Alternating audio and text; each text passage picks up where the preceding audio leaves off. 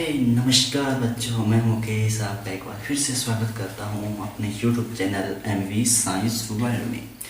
तो अब तक हम कर चुके हैं 10th के दोनों चैप्टर। अब हम बात करने वाले हैं आज 10th कक्षा 10 के तीसरे चैप्टर के बारे में, जिसका नाम है धातु व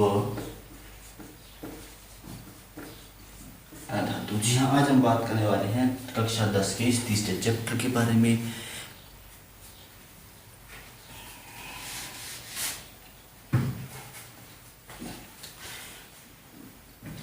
नमस्कार बच्चों, मैं मुकेश एक बार फिर से स्वागत करता हूँ आपका हमारे YouTube channel MV science world पर। तो आज हम करने वाले हैं क्लास 10th का चैप्टर थर्ड धातु एवं अधातु। धातु व इस अध्याय को हम करने वाले हैं जो हमारी एनसीईआरटी की बुक में 3 नंबर चैप्टर है वो दिया गया है। तो हम जानेंगे इस अध्याय के बारे में डिटेल से, अच्छे से इसका अध्ययन वो करने वाले हैं। सबसे पहले आपको जान लेना आवश्यक है कि धातु होती क्या है। जी हम बात करेंगे सबसे पहले धातु की। तो आपको ये चैप्टर पढ़ने से पहले कुछ इसकी बेसिक बातें हैं वो पता होनी चाहिए। तो जी हाँ, धातु क्या होती है। जैसे सामान्यतः बात करें हम कि ऐसी वस्तुएं जिन्हें क्या कर सकते हैं हम, जिनसे पैदा हो आवाज़, जिनको इसे टच करने पर आवाज़ पैदा हो रही हो, वह सामान्यतः क्या होती है, धातु होती है। जो ज़्यादातर कठोर वस्तुएं होती है वह क्या होती है, धातु। ये क्या कठोर है, जी नहीं, ये कठोर है। ये क्या है, क्षण भंगुर से तोड़ा जा सकता है। लेकिन यहीं पर मेरे पास लोहे की छड़ हो तो मैं इसे तोड़ सकता हूँ, नहीं तोड़ सकता हूँ। और हम बात करें अधातुओं की, अधातुओं के जो गुण होते हैं वो धातुओं से अलग होते हैं। वह इतनी कठोर नहीं होती है, उनसे आवाज़ उत्पन्न नहीं होती। तो इस प्रकार से बहुत से गुण हैं, बहुत से अंतर है, वो हम पढ़ने वाले हैं। तो सबसे पहले हमें जानना जरूरी है कि धातु और अधातु है उसका अध्ययन करने के लिए किस चीज़ की आवश्यकता होती है। तो क्या होते हैं, तत्व। आपने नाम सुन रहा होगा, तत्व। जी हाँ, तत्व होते हैं। तत्वों को धातु अधातु में बांटा जाता है। मुख्यतः 3 प्रकार के होते हैं, धातु अधातु है उपधातु। ठीक है, तो इनके बीच की मध्य की रेखा मानी जाती है उपधातु को। तो जो तत्व होते हैं, अब तक कुल 118 तत्वों की खोज है वो की जा चुकी है। 118 तत्वों की खोज है वो की जा चुकी है। हमारी जो प्रकृति है उसमें 118 तत्व अब तक पाए जाते हैं। या तत्व तो बहुत से, लेकिन खोज है वो सिर्फ 118 तत्वों की जा पाई है। इसके बारे में विस्तार से चर्चा हम आगे वाले लेसनों में पढ़ेंगे। अब तक हम इतना जाना ही बहुत है हमारे लिए कि 118 तत्व होता है। तत्वों का वर्गीकरण किया गया, क्या किया गया, तत्वों का जब वर्गीकरण किया गया उन्हें 3 समूहों में रखा गया। 3 समूहों में रखा जाता है, धातु, उपधातु, धातु उपधातु और अधातु। इन 3 समूहों में वर्गीकृत किया गया, जिसमें कि बहुत कम मात्रा में उपधातुएं होती है, अत्यधिक इससे ज़्यादा कम मात्रा में क्या होती है, अधातुएं होती है, और सबसे अधिक मात्रा में क्या होती है, जो धातुएं होती है वह पाई जाती हैं। तो सामान्यतः हम क्या कहते हैं कि जो बीच, इन दोनों के बीच की कड़ी होती है, इन दोनों के बीच में जो तत्व पाए जाते हैं उन्हें क्या कहते हैं, उपधातु कहते हैं। तो यहाँ पर हम उपधातु को नहीं पढ़ने वाले हैं बिल्कुल भी, हम सिर्फ पढ़ेंगे धातु और अधातु का जो वर्गीकरण है उसे हम विस्तार से जानने वाले हैं। उसे क्या करने वाले हैं, विस्तार से जानने वाले हैं। तो चलिए हम शुरू करते हैं। सबसे पहले हम जानकारी प्राप्त करेंगे धातु और अधातु के भौतिक गुणों के बारे में। यह भी याद रखना, एग्जाम में कभी कभी पूछा जाता है कि भौतिक गुणों में अंतर लिखिए या रासायनिक गुणों में। दोनों का अंतर आपको समझना बहुत आवश्यक है। जब भी आपके दिमाग में आ जाना चाहिए कि हम पहले करेंगे भौतिक गुण और फिर देखेंगे रासायनिक गुण। भौतिक गुण वह होते हैं, जैसे मार्कर है तो इसके भौतिक गुण क्या हो सकते हैं। इसके भौतिक गुण ये है कि ये क्या है, कठोर है, देखने से लग रहा है कठोर है, तो ये क्या इसका भौतिक गुण है। ठीक है, तो इस प्रकार ये किस प्रकार से बना है वो क्या इसका रासायनिक गुण था, कि इसको किस प्रकार से प्लास्टिक का निर्माण किया गया वो क्या थे इसके रासायनिक गुण थे। उनकी चर्चा हम बाद में करेंगे, लेकिन अब चर्चा करने वाले हैं इसके बाहर से देखने पर, मतलब जो सामान्यतः गुण है वो दिखाई दे जाए, भौतिक गुण कहलाते हैं। तो हम वर्गीकरण है इसका जो अंतर देखेंगे, ये आपने पता चल गया था। तब 118 होते हैं धातु अधातु, और उपधातु में 3 वर्गों में से बांटा गया है। तब सबसे पहले लिख लेते हैं, या मान हम लेंगे धातु, यहां लेंगे अधातु, और यहां पर लेंगे गुण। गुण लेंगे, गुण देखेंगे धातु में क्या गुण होते हैं, अधातु में क्या गुण है वो पाए जाते हैं। इस प्रकार से हम इसको डिवाइड है वो कर लेते हैं, पार्ट में इसको डिवाइड है वो कर लेते हैं। तो चलिए अब इसका अध्ययन करते हैं। सबसे पहले देखिए, हम देखेंगे देखिए सबसे पहले हम बात करेंगे कठोरता के बारे में। क्या बात करेंगे? कठोरता के बारे में। ये क्या है? कठोर है, ठीक है। तो जो धातुएं होती है उनकी कठोरता के बारे में हम बात है वो कर लेते हैं, लेकिन हम सबसे पहले अब शुरू कर देते हैं इसका वर्गीकरण। तो सबसे पहले पहला जो अंतर है वह देखेंगे हम चमक। क्या लिखेंगे? चमक। तो जो समानतः धातुएं होती है वह क्या होती है? चमकदार होती है। कह सकते हैं कि सामान्यतः जो लगभग धातुएं होती है वह क्या होती है?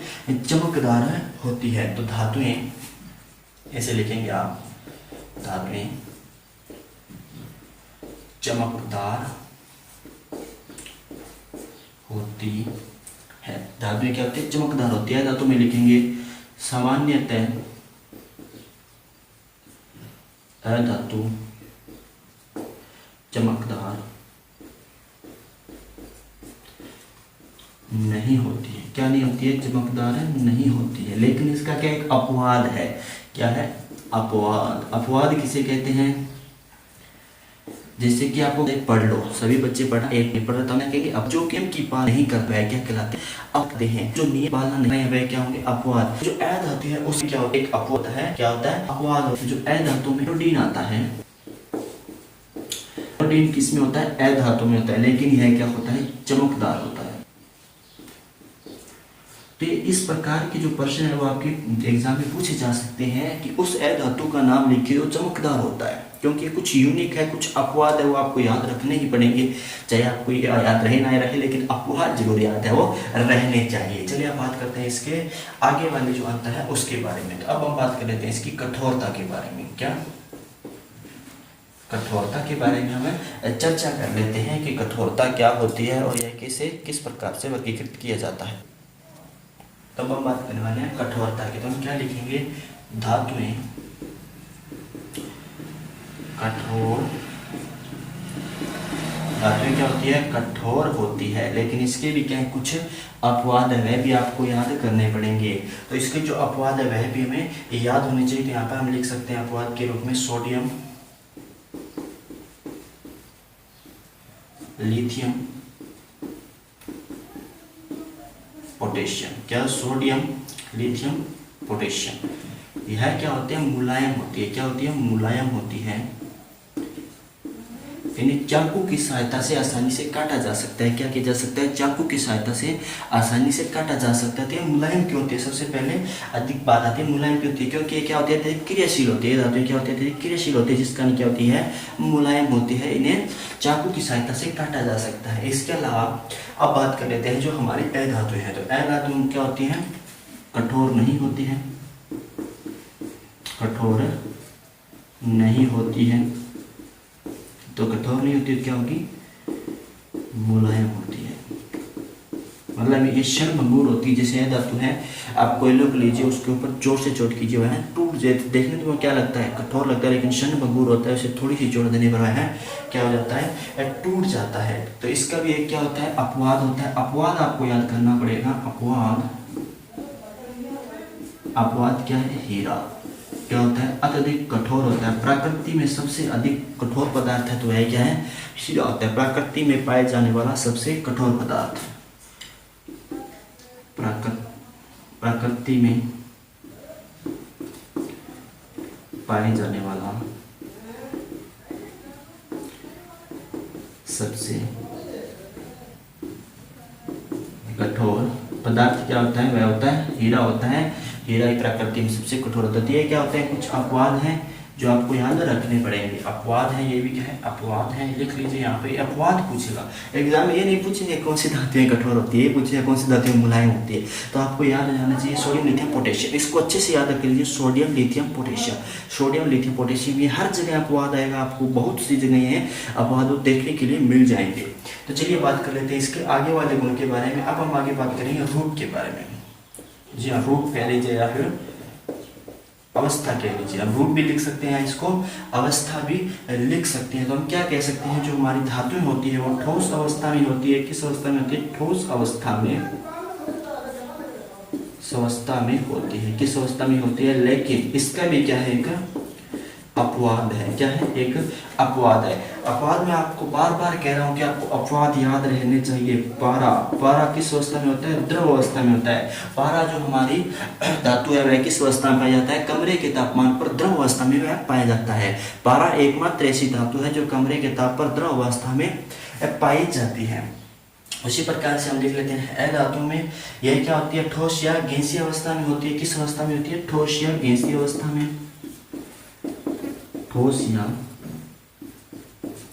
गैसीय अवस्था होती है इनकी। लेकिन यहाँ पे भी क्या आ गया? एक अपवाद आ गया। अपवाद बहुत अधिक आएंगे। हमारी जो रसायन विज्ञान है पूरी की पूरी किससे भरी हुई है? अपवादों से ही भरी हुई है। तो यहाँ पर हमारा अपवाद होता है ब्रोमीन। क्या होता है? ब्रोमीन होता है। किस अवस्था में होता है? द्रव अवस्था में ब्रोमीन वो पाया जाता है, द्रव अवस्था में पाया जाता है। तो इस प्रकार से हमें अपवाद याद करने हैं। आपको बार बार मैं कह रहा हूँ अपवाद पे ध्यान देना जरूरी है। तो यहाँ पर देख लीजिए ये भी अपवाद है, यहाँ पे भी अपवाद है, यहाँ पे भी अपवाद है, यहाँ पे भी अपवाद है, यहाँ पे भी। लगभग हर जगह क्या होते हैं? अपवाद है वो पाए जाते हैं। हर जगह पाए जाते हैं, जरूरी है केमिस्ट्री में। आपकी क्लासरूम में भी, आपके आसपास भी हर जगह अपवाद है वो आपको जरूर देखने को मिलने वाले हैं। तब देख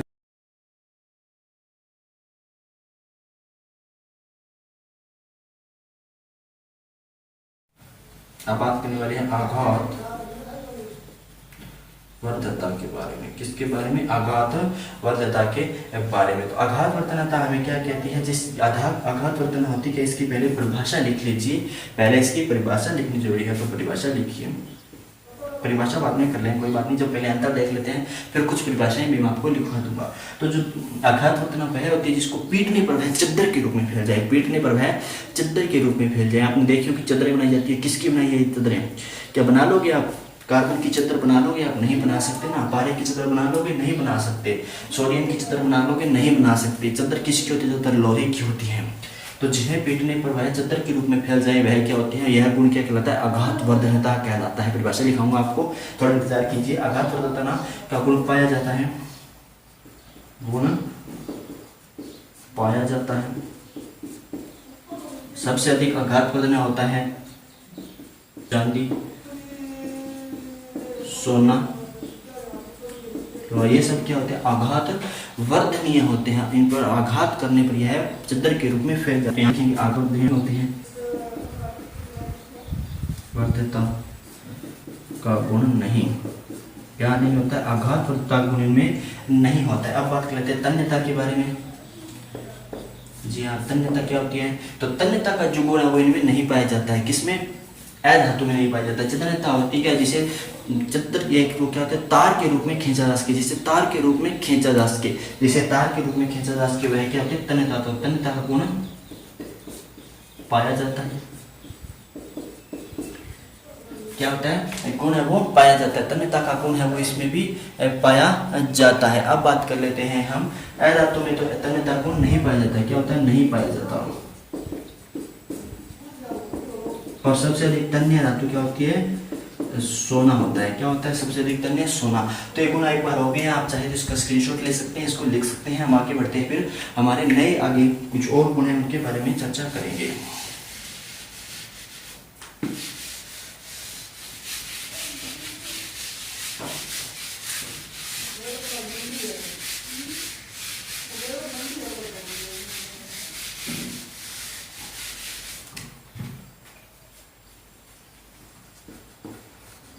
धातु। तो चलिए हम आगे बढ़ते हैं और अगले जो हमारा अंतर है उसके बारे में बात कर लेते हैं। विद्युत व ऊष्मा की चालकता। क्या है? विद्युत व ऊष्मा की चालकता। विद्युत व ऊष्मा की चालकता। तो आपने देखा होगा कि जो क्या होते हैं हमारे धातु होती है, लोहा होता है, कोई भी एल्यूमिनियम है, सिल्वर है, वो क्या करते हैं उनमें अगर एक सिरे पर उनको क्या दी जाए? ऊष्मा दी जाए तो वह गर्म होकर के दूसरे सिरे पर क्या हो जाता है? धीरे धीरे ऊष्मा वो पहुंच जाती है। और अगर उनमें से करंट को प्रवाहित किया जाए, विद्युत को प्रवाहित किया जाए तो आसानी से प्रवाहित है वो हो जाती है। तो यहाँ पे लिखेंगे विद्युत व ऊष्मा के चालक होते हैं। विद्युत व ऊष्मा के चालक होते हैं। क्या होते हैं? विद्युत व ऊष्मा के हैं अच्छे चालक होते हैं। इससे बात लिख भी सकते हैं आप, जैसे कि सबसे अच्छे चालक होता है सोना, चांदी, तांबा, ये क्या होते हैं, इसे कॉपर भी कहते हैं हम नॉर्मल भाषा में। तो आपने देखा होगा कि जो वायर बनाई जाती है कॉपर की बनाई जाती है, चांदी की क्यों नहीं बना लेते, सोने की क्यों नहीं बना लेते, वो तो आपको पता है बहुत अधिक महंगा होता है, इसे बना नहीं सकते। तो ऐ धातु क्या होते हैं, विद्युत के कुचालक होते हैं। क्या होते हैं, कुचालक होते हैं। क्या होती है, एक कुचालक होती है। लेकिन यहाँ पर भी क्या जाता है, एक अपवाद आ जाता है। क्या जाता है, अपवाद आ जाता है। अपवाद मतलब ये विद्युत का चालक होता है। क्या, ग्रेफाइट चालक। ग्रेफाइट आपकी जो पेंसिल है उसमें क्या डाला जाता है, जो पेंसिल के अंदर ग्रेफाइट डाला गया उसमें क्या विद्युत का चलन होता है। तो ट्राई मत कीजिएगा उसमें किस प्रकार से विद्युत का चलन होता है, ये भी मैं कह सकता हूँ कि इसमें विद्युत का चालक होता है। तो अब बात कर लेते हैं, विद्युत की चालकता हो गई है। अब बात कर लेते हैं अगले गुण की घनत्व के बारे में पढ़ लेते हैं। क्या पढ़ लेते हैं, घनत्व के बारे में पढ़ लेते हैं। तो हम क्या कह सकते हैं, घनत्व क्या होता है, अत्यधिक घनत्व होता है। अत्यधिक होता है और इसका जो गलनांक और क्वथनांक है वो उच्च होता है। गलनांक और क्वथनांक, गलनांक व क्वथनांक उच्च होता है। गलनांक और क्वथनांक उच्च मतलब गलनांक वह होता है जिसको अगर गलाया जाए तो है उस बहुत अधिक तापमान देने पर वह गलता है और जो है उबलना शुरू होता है। क्वथनांक होता है वो बहुत अधिक तापमान पर उबलना शुरू कर देते हैं। लेकिन जो उनकी धातु होती है इनका गलनांक और क्वथनांक कम होता है। वह घनत्व भी क्या होता है, कम होता है। घनत्व कम होता है, घनत्व कम, गलनांक व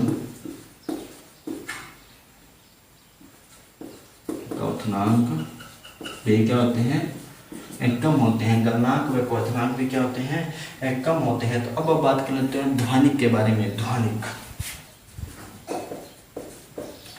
इसका दूसरा नाम से है, इसे एक और नाम से भी जाना जाता है। तो उसका नाम होता है सोनिरस। क्या कहते हैं, सोनोरस। सोनरस के नाम से भी जानते हैं। मतलब जब कोई धातु है उसको अगर चोट करेंगे आप, जिस स्कूल की घंटे, वो चोट करने से क्या होती है, कंपन उत्पन्न होती है, आवाज पैदा करते। तो आवाज पैदा करना क्या कहलाता है, उसका ध्वनिकता का गुण है वो कहलाता है, ध्वनिक गुण कहलाता है। तो जब कठोर होते हैं, कठोर सतह से टकराने पर आवाज उत्पन्न होती है, वही क्या होती है, ध्वनिक होती है। तो हम कह सकते हैं धातु ध्वनिक होते हैं।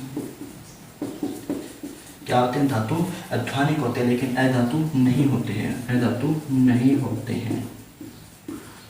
तो अब हम देख लिया किस प्रकार से जो जो गुण है, इनके महत्वपूर्ण गुणों के बारे में हमने जानकारी वो प्राप्त कर ली है। तो अब हम जानते हैं इनकी कुछ परिभाषाएं जो हमने अपनी पढ़ी है। ये आप चाहे तो इसका स्क्रीनशॉट भी ले सकते हैं और लिख लीजिए, इसे अच्छे से लिख भी लीजिएगा। तब हम परिभाषाएं लिख लेते हैं कुछ जो भी है हमारे सामने आई है। तो अब हम क्या कर रहे हैं, इसको अलग अलग ना पढ़ करके धातु और धातु को एक साथ एक्सप्लेन करने की कोशिश कर रहे हैं। एग्जाम में भी इसी प्रकार से प्रश्न आता है कि धातु व अधातु में अंतर है वो बताइए। धातु व अधातु में अंतर आप हमने करवा दिए हैं। पहले परिभाषा की बात करते हैं, आघातवर्धता। आघातवर्धता तो क्या होती है, आघातवर्धता वह गुण जिसमें पीटने पर चद्दर के रूप में फैल जाते हैं, आघात वर्तता कहलाते हैं। जैसे क्या होता है, सोना, चांदी, ये सब क्या होते हैं, आघात वर्धिया होते हैं। वह धातुओं का वह गुण जिसपे वह पीटने पर चद्दर के रूप में फैल जाते हैं, आघात वर्धिया कहलाते हैं। अब देख लेते हैं तन्यता के बारे में। वह गुण जिसमें धातुओं को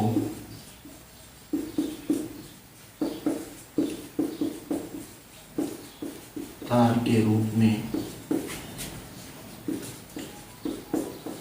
खींचा जा सकता है, तन्य जैसे क्या होता है सोना।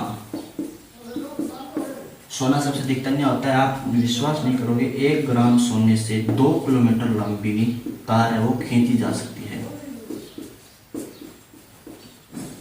क्या कर सकते हैं, 2 किलोमीटर लंबी तार है वो खींच सकते हैं। तो अभी एक और परिभाषा हमने देखी थी, क्या थी, ध्वनि की।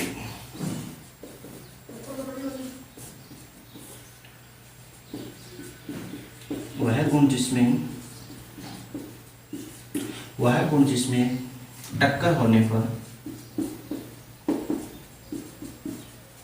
ध्वनि उत्पन्न होती है। क्या उत्पन्न होती है, ध्वनि